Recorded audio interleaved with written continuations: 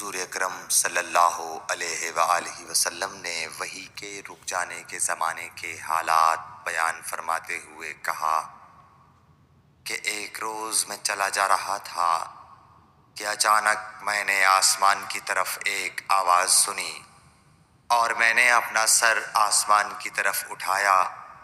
کیا دیکھتا ہوں کہ وہی فرشتہ جو میرے پاس غار حرا میں آیا تھا وہ آسمان و زمین کے بیچ میں ایک کرسی پر بیٹھا ہوا ہے۔ میں اس سے ڈر گیا اور گھر آنے پر میں نے پھر کمبل اوڑھنے کی خواہش ظاہر کی۔ اس وقت اللہ پاک کی طرف سے یہ آیات نازل ہوئیں: اے لحاف اوڑھ کر لیٹنے والے، اٹھ کھڑا ہو اور لوگوں کو عذاب الہی سے ڈرا، اور اپنے رب کی بڑائی بیان کر، اور اپنے کپڑوں کو پاک صاف رکھ اور گندگی سے دور رہ۔ اس کے بعد وہی تیزی کے ساتھ پے در پے آنے لگی۔ صحیح بخاری حدیث نمبر 4۔